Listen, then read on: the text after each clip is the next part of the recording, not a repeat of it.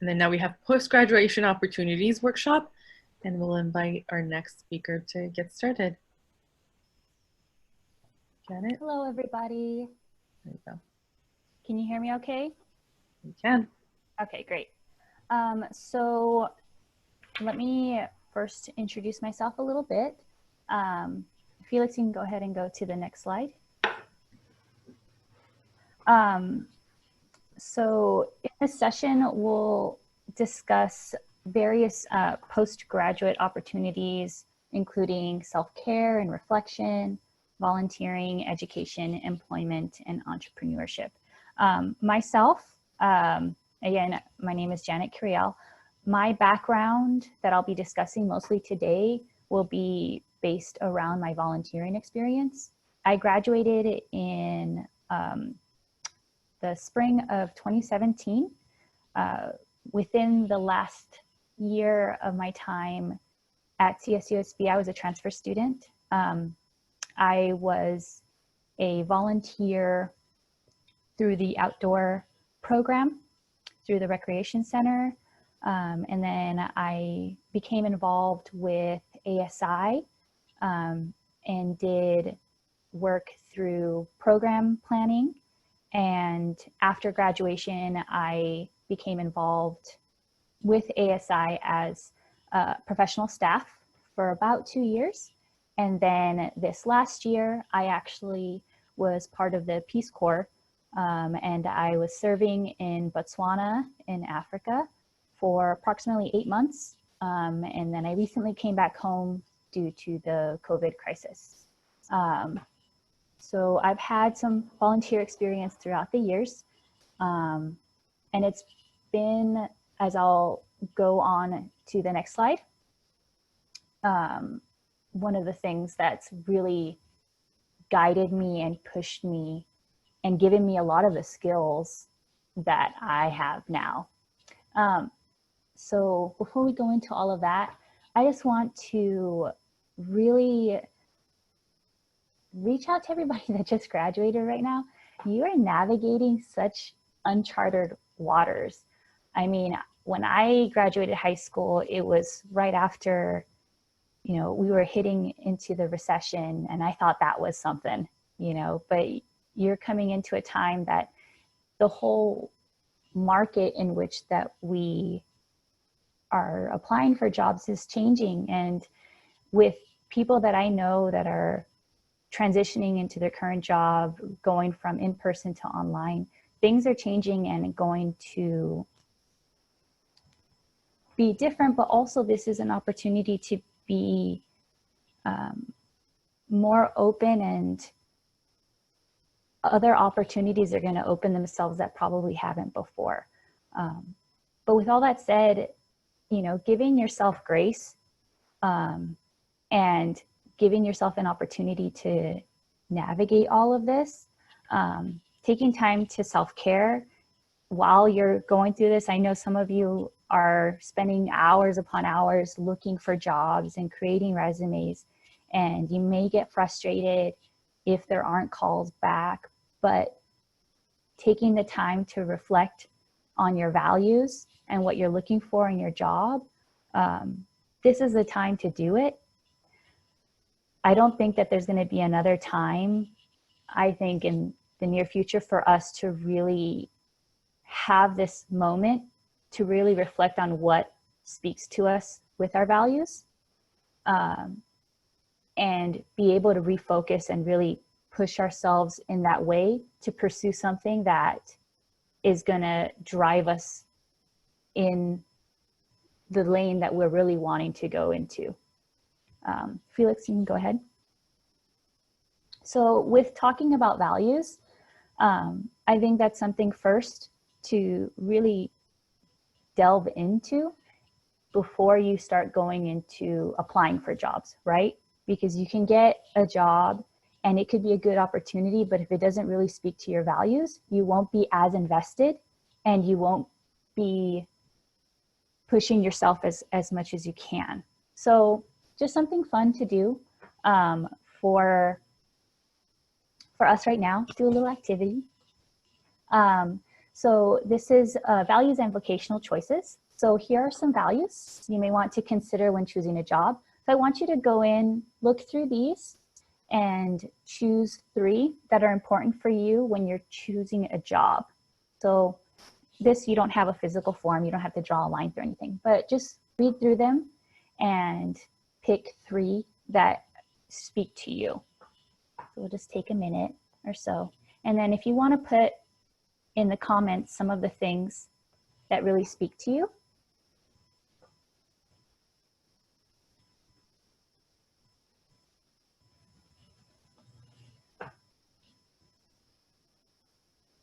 Oh, there we go.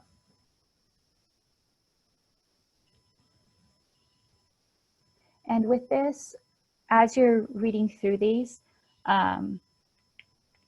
within the last year, I had to definitely do a lot of soul searching, as it were, to what is it that I value. I was so grateful, and I learned so much from the previous work experience that I had through ASI. Thank you, Jesse, our fellow alumni, Latino alumni. And that experience really helped shape what my values are, identify them. And there's a lot of different things that you can find online that can help really get your core values in line. And when you have that in front of you, it really helps. So let's see some of the chats. Helping others, job security, yes. Job satisfaction. Great. Okay, so just keep this with you. And as you're looking for jobs, always reflect back on that. So if you can go back to the one right after this one. Okay, so first I'll be talking about volunteering. So I'll just briefly go into my volunteer experience. Again, I was an outdoor leader. And when I refer to my volunteer experience, I always like to see everything in a way that it led to one another. So it really is a gateway to your future careers. I was on campus, I saw an A-frame, and it had for the outdoor leadership opportunities. I was interested in camping. I thought it was something fun, and I had some time, so I applied for that. Through that application process, I found out about the alternative spring break program that they had through ASI, and that was to Costa Rica. I applied for that and I was accepted. And through that volunteer spring break opportunity, I was introduced to the director of ASI. And with that connection, I was able to, create a dialogue, and, after conversation, it was like, oh yes, I actually had planning experience in my previous jobs at a winery in Temecula. So with that volunteer opportunity, the networking that happened, I was able to secure a job on campus for my last year at CSUSB. Through that, I was able to find out about Coyote Cares through the Office of Community Engagement and volunteer in the community, and that kind of sparked a different passion for me. And with that, I met one of the people that worked for the Office of Community Engagement, and we got to talking. And then actually, while I was at the Costa Rica spring break, I also, let me see this. I met a Peace Corps volunteer that was actually stationed in Costa Rica. I had no idea about what Peace Corps was. And through that one interaction while volunteering, that helped shape my transition later in my career. So just thinking about that and just following your curiosity. A lot of times people think they just have to drill down in one specific area. And I think being able to expand your interests can actually give you more options and help you narrow down your search. Go ahead. Felix, to the next one.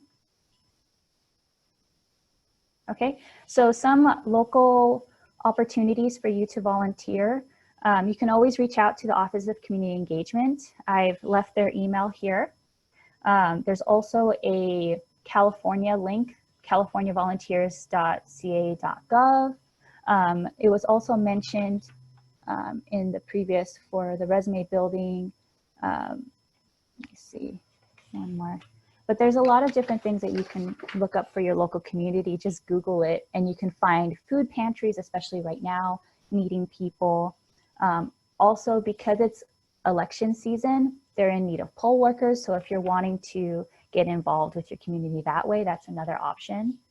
Right now, there is a lot of national opportunities through different nonprofit organizations, government opportunities. AmeriCorps is one of those, and you can get involved with FEMA as well. And then a link on there for usa.gov/volunteer. So you can find different local opportunities and national. I did list international just because that is an option, but as we're seeing right now with international travel, that's probably not something that is very viable, but you can do virtual volunteer work through different organizations, and you could apply. I know right now I'm on hold for Peace Corps.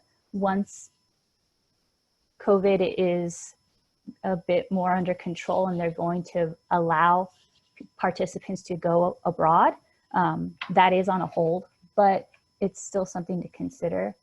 I did want to put a note on international volunteer opportunities. I know I was a volunteer for Peace Corps, and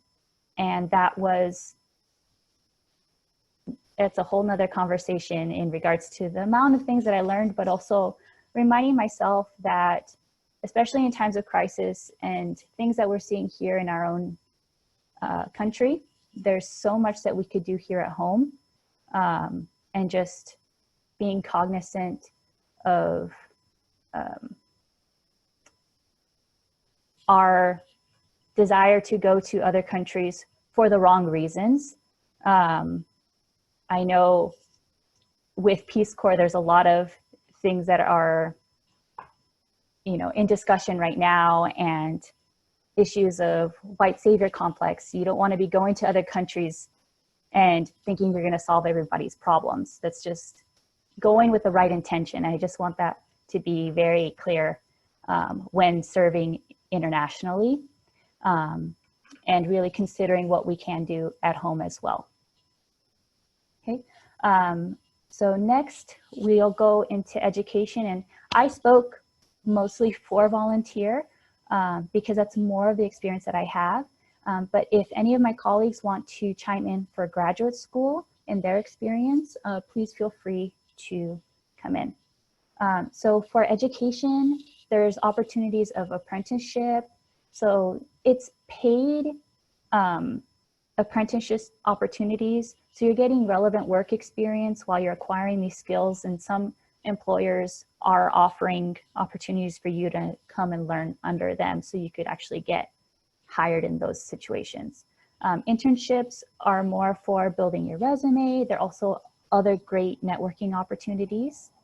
And then graduate school. Most graduate programs or applications are starting at the end of October, and they typically close the beginning of December. You can reach out to our graduate studies on campus, gradstud@csusb.edu. But one of the things for myself when I was considering doing graduate school was it is a whole new endeavor, and sometimes it's a little overwhelming. Finding a mentor and somebody that is in the program to help guide you, to help you with, there's a lot of different components in the application process, letter of intent, why you want to go to these programs to be accepted. It's so great to have outside perspective. And I know for myself, I am one of my biggest critics, and it's very difficult for me to highlight myself.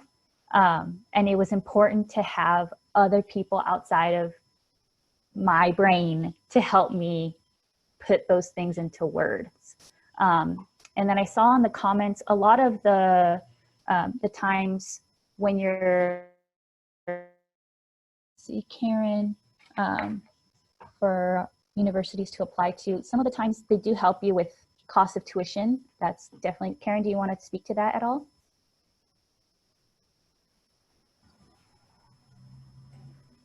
Sure, Janet, thank you. Can you hear me? Yes. Okay, great. Yeah, so when I went to graduate school, my mentors told me that the program that I wanted to go into, because I also have a master's degree from higher education administration, but my mentors told me to look for assistantships, which, you know, I didn't even know what that was. So I had to do a lot of research around that to see how different assistantships were formatted. And so I actually purposely only applied for grad programs that offered assistantships because it was the only way that I was going to be able to pay for grad school. And I ended up picking up or going to Florida State University, where they actually covered my tuition, both in-state and out-of-state. And I got a stipend for working with the Office of Financial Education, financial aid for the state of Florida. So it helped me gain, you know, on-the-job work experience while I was going to school, obtaining my master's degree. So it depends on the field, it depends on the university, it depends on a lot of factors, right? Whether these are available, but if you do some research and just take the time to do your due diligence on researching those opportunities, it could really be beneficial in securing scholarships for your tuition. Awesome. Thank you, Karen. Janet, yes, Felix. I like to just add a couple of things there too. You know, internships where possible. You know I found through a variety of internships, it helped me change my major, right? Because I found jobs that I didn't want to do or career paths I didn't want to take. I did an internship at the IRS, and everybody who worked there hated their job, and I didn't want to hate my job. So it really led me to kind of re-examine my career pathway. You know, grad school is something I'm definitely familiar with. I've kind of been doing it forever, right? I would add that in this time of COVID and virtual learning, be open to applying to different places. You know, you may think of grad school as like, you know, locally still, but right now, because everybody's online, you know, you can go anywhere in the world. You know, you can go anywhere in the United States. And a lot of universities are really struggling for filling spots because people are not wanting to learn and deal this way. So then there might be an opportunity for you to get into a school that you might not have been able to get into before for whatever reason. So, you know, don't be the one to tell yourself no. Open yourself up to those opportunities and apply. And if, you know, you hear no, it's okay, you know, but if you told yourself no before you applied, it's the same answer, you know, so be open to new opportunities, especially in COVID times. And can I add something though too? Yes. Something I didn't learn until grad school when I studied my master's in business is doing your research, like Janet mentioned. It's just look at what schools might specifically offer you. Like for example, like the business schools over there by say Stanford or Berkeley, they're known for their connections with Silicon Valley, right? So the business schools over in the East Coast, like Ivy League business schools, they're known for their connections with Wall Street, you know? So consider all that too, where you want to take your career to. What if you already done your bachelor's degree? What's the next step? Do you really want to relocate, get involved, might get opportunities, think outside the box, you know? What else do you want to jump into? You know, there's NASA that has a Jet Propulsion Laboratory that has Caltech that they work side by side with. So that would be a way to get into aerospace and something different outside the box. Think about those things. Don't be afraid to think more. Think outside the box. To say that. Thank you. Yeah, and thank you, Karen, for also all of you that have chimed in.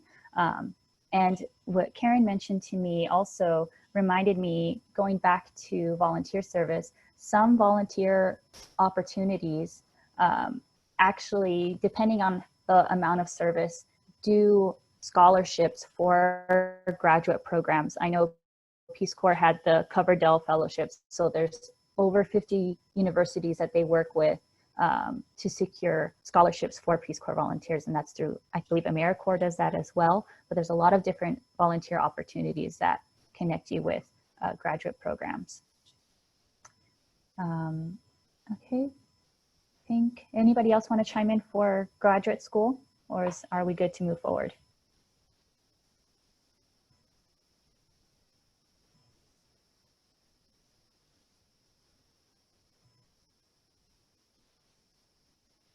Okay. All right, and so next we have entrepreneurship. I mean, I put a definition up here, but I mean, it's basically you're self-employed, right? You have your own business, you're your own boss. You could be selling goods and services, and you set your own work hours. You could be working in partnership with somebody, and you're making decisions about finances and the operations of your business. You either pay your own salary or negotiate what you expect to be paid for a certain job or service for yourself.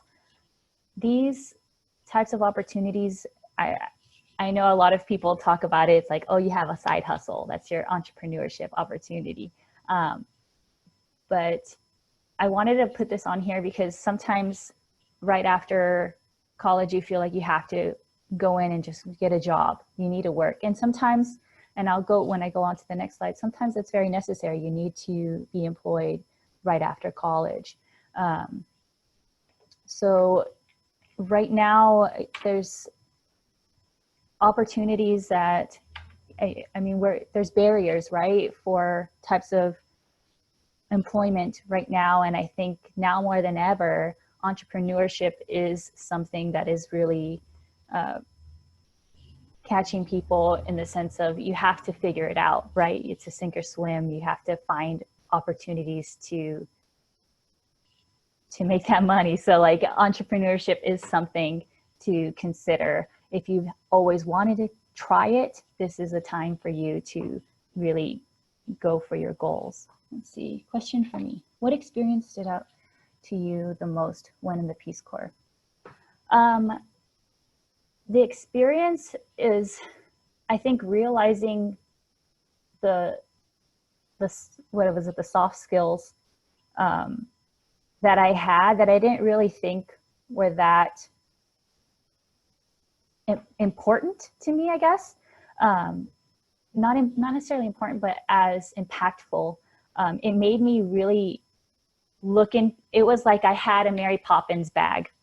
And these were all these little skills that I've like towed away in my bag throughout my years. And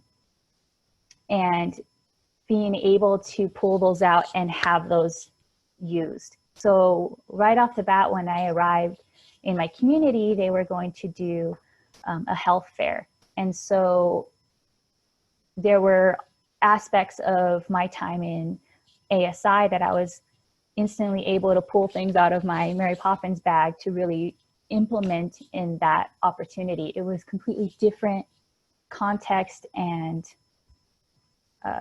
people and communication tactics, but I was able to really utilize those skills.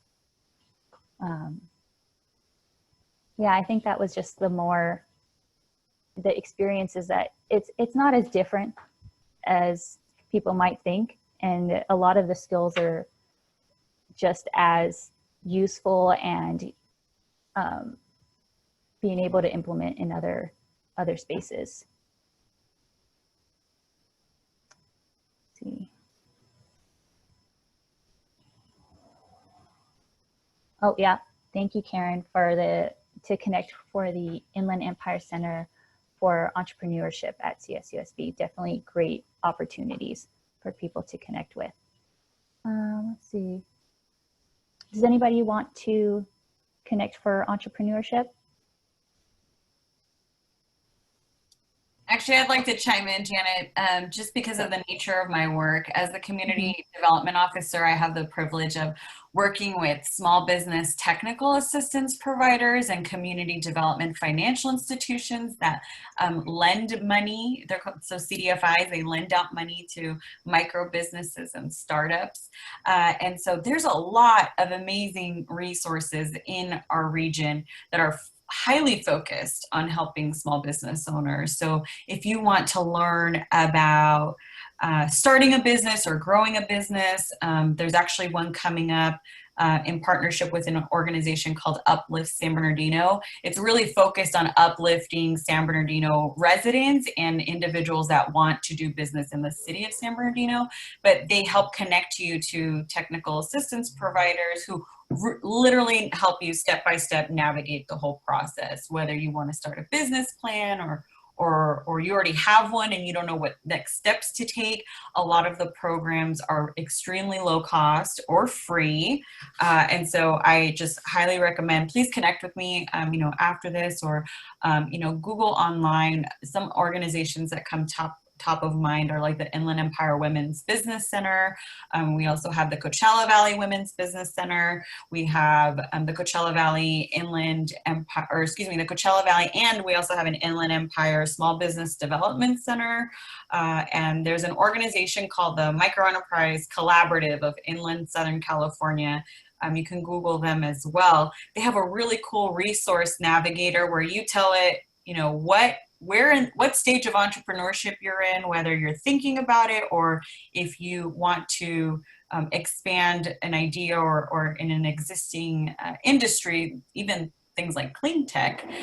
You just put the stuff into the search, and then it'll give you a list of organizations that align, and it's all nonprofit, so nonprofit organizations that align with that search function that you utilize. So if you are thinking about it, this is the time to start. And there's a lot of innovation happening in the time of COVID. And I just want to encourage you to take advantage of the existing resources that are here in our market, because we have a ton and lots of people want to help entrepreneurs be successful. If I could chime in, Janet. Sure. Like Karen talked about, resources online or resources that are virtual. I mean, almost everybody's searching for ways to take whatever they do in person online, and if they haven't, contact them and offer to help them. That's another way to do things. A lot of places don't have the social media skill sets that our students or recent graduates have, right? Because you've been using it, this whole time, and they may be looking for ways to do that. And that's a skill set that it often gets overlooked by recent grads, their expertise in social media. You've grown up with these tools and you know how to use them and how, when to use each tool for what. And a lot of the employers don't necessarily know that, or they're still just on Facebook or something, so, take an opportunity to use those skills, hone those skills. Right now, people are looking for that kind of stuff. Excellent. All right, so go ahead and go to the last slide.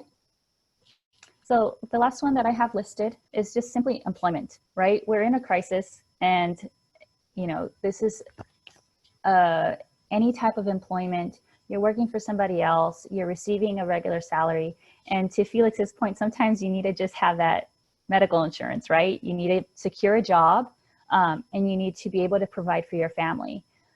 I spoke a lot about volunteer service, but I want to reiterate, it's a privilege. It's a privilege to be able to have the means and the time to volunteer and take a non-paid internship, especially during a time of crisis. So if you are able to secure employment, if you're still wanting to really chime into your values and really hone in the skills that you want to be able to put on your resume to be able to attract the type of jobs that you want to secure and see in your future, including those volunteer opportunities in your community, whether that be in a food bank, polling places, things like that, that will give you that more rounded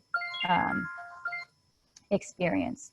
So that is another option. Again, just simply employment. You need to be able to secure a job. So in closing, I'll go to the next slide. If you have any questions, we have a wide variety of mentors that are through this board. But if you're interested specifically in volunteer opportunities, I do have my contact information here. The whole process for applying for these types of federal programs is quite a process. So if you have questions specifically or just in general, feel free to reach out to me. Thank you. And just one thing I wanted to bring up kind of as a, to add to all of Janet's points is that take those volunteer opportunities and really do the best of them, because you never know who's watching. I actually happened to get my job that I have right now because somebody saw me do a presentation and do some troubleshooting and be helping around. And then they kind of just noticed me and they came up to him and they're like, hey, do you have a job? And that's how I ended up getting my job. And actually at our organization, 4 out of like the 7 people that work there interned there, volunteered there, and have landed their job there because it was like that trial run, and we ended up hiring them because we liked them. So take those opportunities and really make the most of them, because you never know how that's going to look.